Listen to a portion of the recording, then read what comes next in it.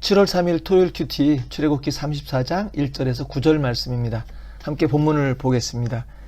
여호와께서 모세에게 이르시되 너는 돌판 둘을 처음 것과 같이 다듬어 만들라. 내가 깨뜨린 처음 판에 있던 말을 내가 그 판에 쓰리니 아침까지 준비하고 아침에 시내산에 올라와 산 꼭대기에서 내게 보이되 아무도 너와 함께 오르지 말며 온 산에 아무도 나타나지 못하게 하고 양과 소도 산 앞에서 먹지 못하게 하라.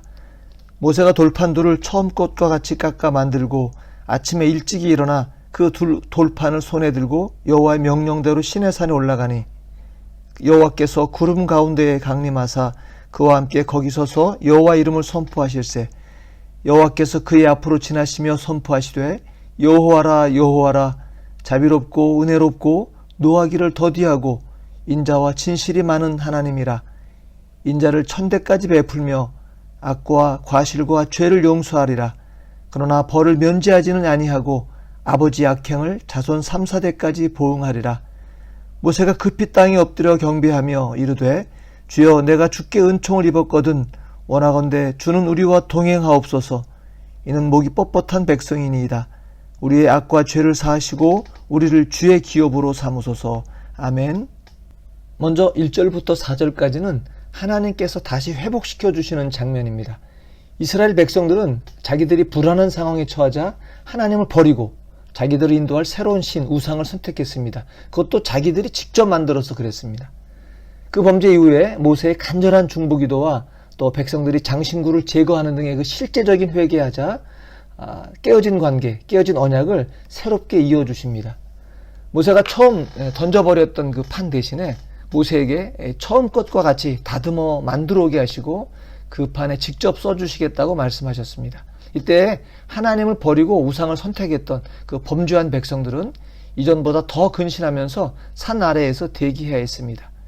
4절처럼 모세가 돌판 둘을 처음 것과 같이 깎아 만들고 아침 일찍 일어나 하나님의 명령대로 시내산에 올라갑니다. 단순히 아침 일찍이 일어나는 그런 의미가 아니라 이 단어에는 근면, 열심을 의미하는 그 뜻이 있습니다. 그래서 하나님의 명령에 큰 열심을 가지고 하나님께로 행하는 것을 의미하는 것입니다.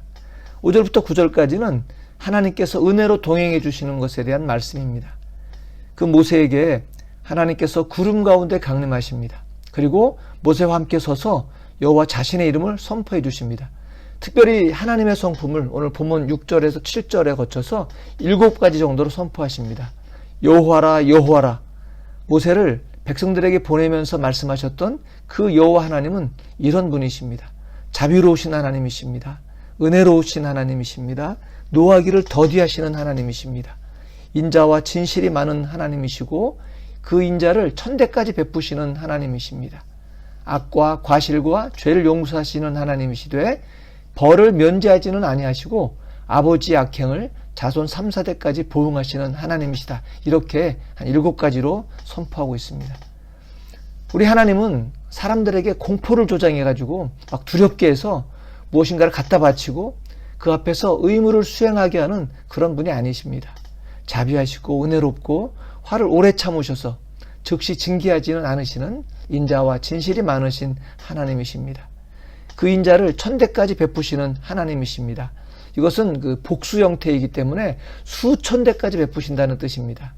그러면 이렇게 하나, 둘, 세 가지고 몇 천 대 되면은 그 다음부터는 그 끝내시느냐, 그게 아니라 영원히 베푸시겠다고 하신 그런 약속입니다.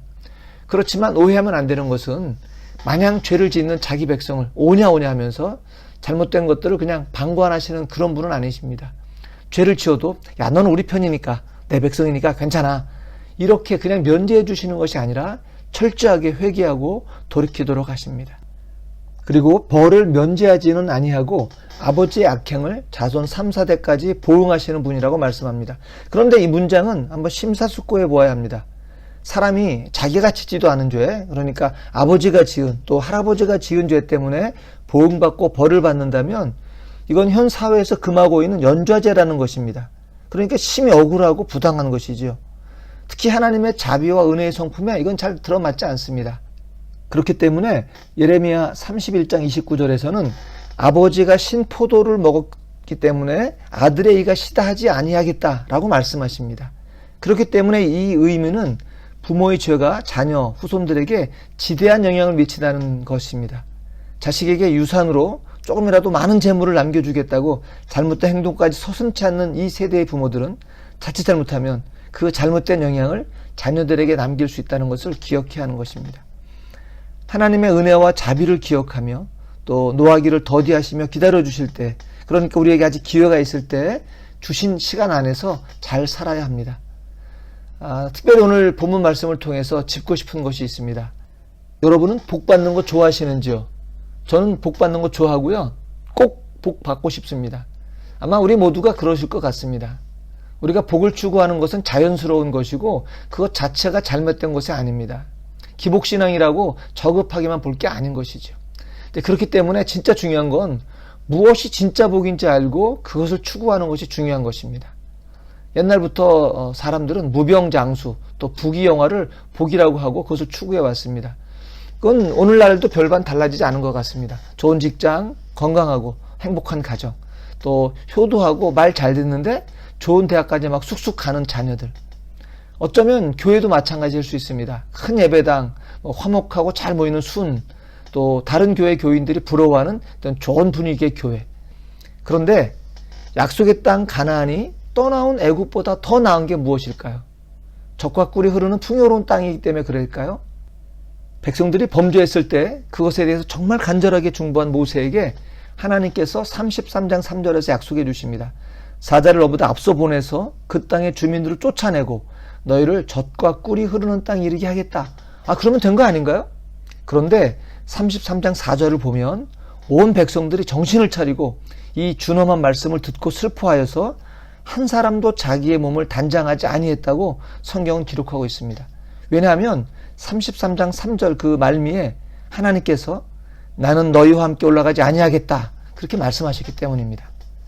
하나님께서 함께 올라가시는 것, 33장 16절에 우리와 함께 행하시는 것, 오늘 본문에 있는 34장 9절에 우리와 동행하시는 것, 그것이 진짜 복이라는 것을 그래도 이스라엘 백성들은 알았던 것입니다. 하나님이 우리와 함께 하시는 그 임마누엘이 가나안이라는 눈에 보이는 축복보다도 더 중요한 것입니다.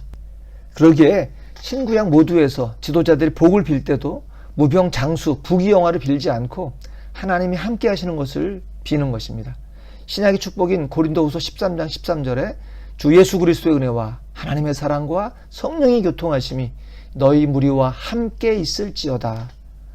또 구약에서도 아론 등의 제사장들의 축복이 나옵니다. 민수기 6장 24절 26절입니다. 여호와는 그의 얼굴을 내게 비추사 은혜 베푸시기를 원하며 여호와는 그 얼굴을 내게로 향하여 드사 평강 주시기를 원하노라. 그 얼굴을 비추시고 향한다는 것은 마주보는 것을 의미하는 것이기 때문에 함께 하셔서 은혜와 평강 주시기를 기원하는 것입니다. 하나님께서 우리가 범죄하는 것을 모르시는 것이 아닙니다. 다 아십니다. 우리가 자꾸 언약을 깨트렸어도 임마누엘의 그 예수 그리스도께서 우리에게 오셔서 계시록 3장 20절 우리 마음을 두드리시면서 그 음성을 듣고 문을 열면 우리에게로 들어오셔서 우리와 더불어 거하시겠다고 약속해 주십니다. 우리 교회도 큰 건물, 많은 성도를 소망하는 것이 아니라 지금의 어려움 속에서도 하나님이 동행하시는 교회, 하나님이 함께 행하시는 순이 되기를 기도하면 좋겠습니다. 그 결과로 규모도 커지면 물론 좋은 것이지요. 우리 모든 가정도 눈에 보이는 복보다도 예수님이 늘 임마누엘로 함께 하시는 가정이 되기를 기도하면 좋겠습니다. 우리 함께 기도하겠습니다. 우리에게 가르쳐 주신 하나님의 성품을 기억하며 기도합니다. 세상에서 성공을 꿈꾸며 하나님보다 눈에 보이는 우상을 추구해왔던 것을 이 시간 철저히 회개합니다. 용서하시고 회복해 주시는 하나님께서 이제 우리와 모든 일상에서 동행하시기를 간절히 소망합니다. 그것이 진정한 복임을 깨닫고 일상의 삶에서 하나님의 거룩한 빛을 발하는 삶을 살아갈 수 있게 힘을 더해 주십시오. 예수님의 이름으로 기도했습니다. 아멘.